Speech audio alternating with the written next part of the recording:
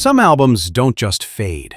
They slip through history like they were never meant to be found. The 1970s gave us legendary rock records, chart-topping hits, and stadium-shaking anthems. But hidden beneath all that success were masterpieces that arrived at the wrong moment, on the wrong label, or in front of the wrong audience. They failed because the industry wasn't ready for them. Tonight, we're counting down the 10 forgotten gems of the 70s, albums that flopped, vanished, or were buried by chaos, only to rise decades later as some of the most influential records ever made.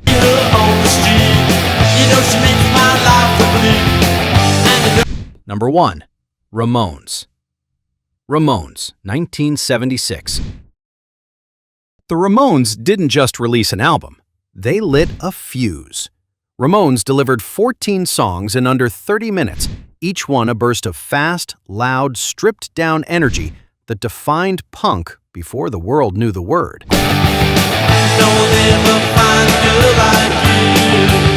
Critics loved it, but mainstream audiences didn't understand it yet.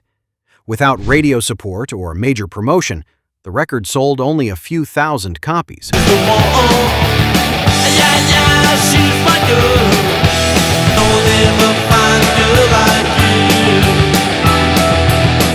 Still, that raw sound spread. Musicians passed it around, and a movement formed quietly in clubs and garages. Its cover photo, 4 guys against a brick wall, became an icon of simplicity. Years later, the album finally went gold and earned recognition as the greatest punk debut of all time.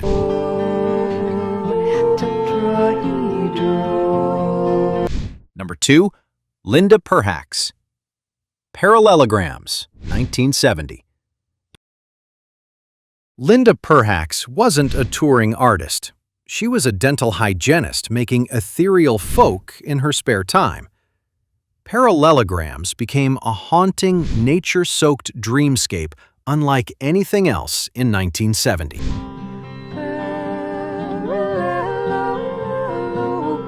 But without promotion or industry support, the album barely sold. Perhacs returned to her day job, while her masterpiece drifted into obscurity.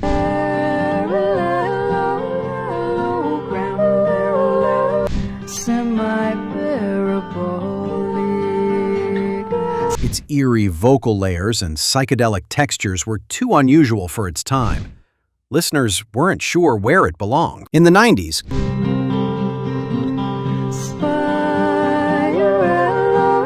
collectors rediscovered it, leading to a full reissue. Engineers literally baked the warped tapes to save the sound.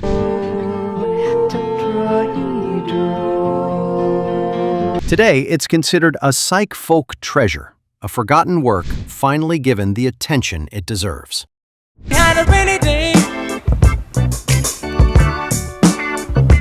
Number 3. Shuggie Otis.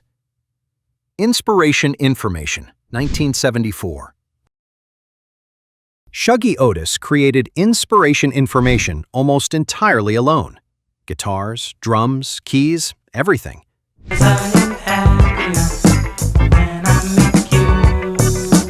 It sounded futuristic, blending funk, soul, and early electronic textures long before they were popular.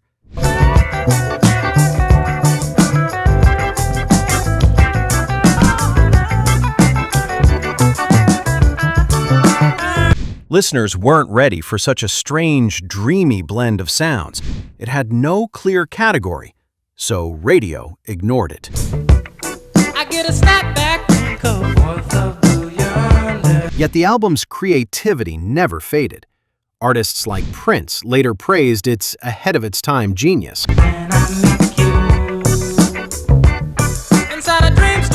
Now it's celebrated as a lost classic, proof that innovation sometimes takes decades to be recognized.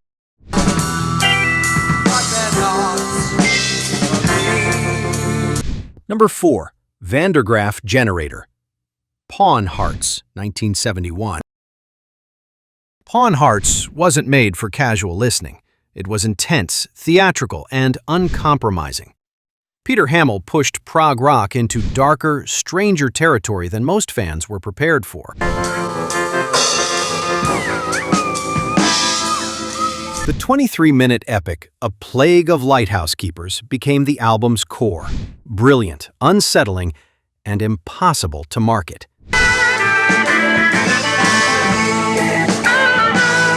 Lighthouses, my town. Radio had no place for it. Sales were weak in the UK, though Italy embraced the record. But I hold experience. But at home, it quietly disappeared. The band's ambition was too big for mainstream expectations.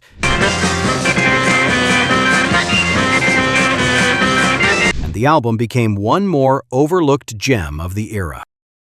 All alone, you say that you don't know. Number 5. Gene Clark, No Other, 1974. Gene Clark poured everything into No Other. Lush strings, layered vocals, cosmic lyrics, and production so ambitious it scared his label. So the Lord is love, and love is like no. It was too strange, too expensive, too bold for 1974. The songs, though, were breathtaking.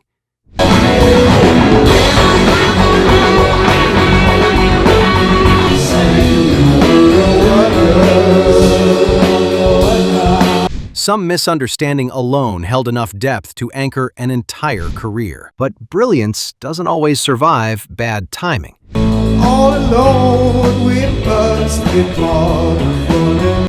The record was deleted from the catalog within months. Decades later, indie artists revived it, calling it visionary.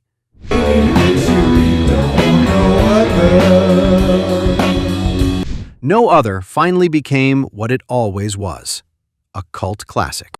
Some people been talking me down. Number 6. Neil Young, On the Beach, 1974. Neil Young could have chased another harvest, but instead he went darker. On the Beach drifted into loneliness, doubt, and bleak honesty.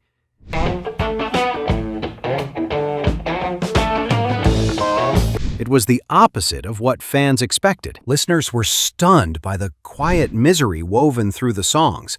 Critics didn't know how to process it, and sales reflected that confusion. The album faded quickly.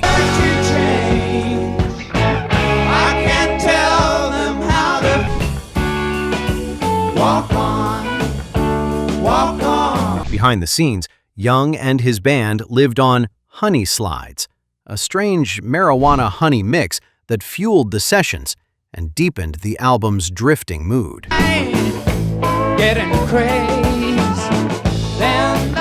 It wasn't built for radio, comfort, or chart success. Years later, listeners embraced its honesty.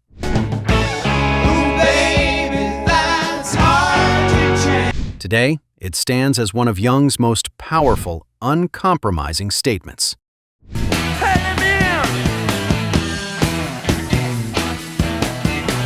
Number 7. The Stooges, Funhouse, 1970. Funhouse wasn't ahead of its time. It was from another planet. Iggy Pop snarled through every track.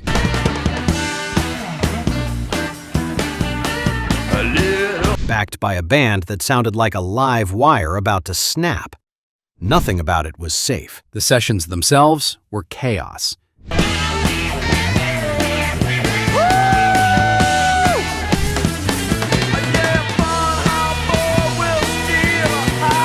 The band removed baffles, cranked everything up, and recorded like they were on stage in a club at 2 a.m. Audiences weren't ready for that kind of ferocity in 1970. Decades later,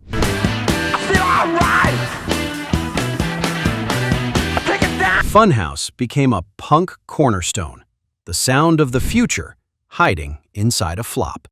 Written on a soul, say.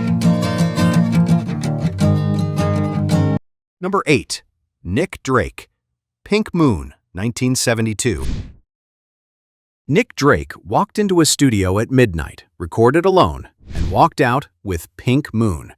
Just voice and guitar, nothing else. None of you stand so tall. A quiet masterpiece created in the quietest way possible, but the world wanted louder things. No drums, no band, no tour, nothing to market. Pink moon, gonna get you. Pink, pink, pink, pink. Island Records didn't know how to sell silence.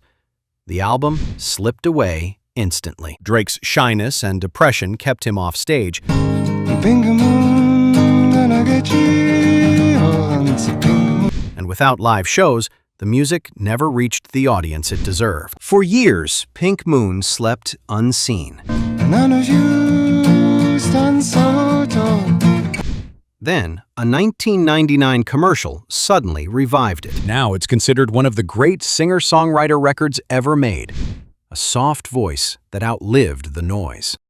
Morning with me. The morning says to Number 9. Big Star. Third Sister Lovers, 1978. If number 1 record was Promise, third was Heartbreak. Recorded in 1974, it captured a band unraveling in real time. Lamb, can you sing? Sparse guitars, cracked vocals, and dreamlike chaos shaped its dark beauty. But the label froze. Test pressings were made, then the album was shelved. But do you wanna? No promotion, no push, just silence.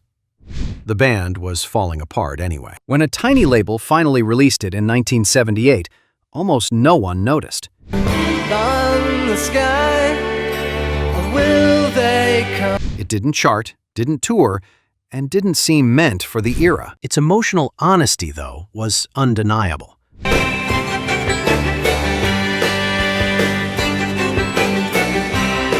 Slowly, listeners began to understand. Today, Third is hailed as a cult masterpiece, a fragile, haunting document of brilliance and collapse. Won't you let me meet you at the Number 10. Big Star. Number 1 record, 1972. Big Star didn't ease into the 70s. They arrived with brilliance. Number 1 record mixed jangly guitars and aching harmonies that felt instantly timeless. get tickets for the dance? Critics saw the magic immediately, but momentum never reached listeners. Distribution collapsed. Stores couldn't stock the album, and the band watched their breakthrough vanish before it began.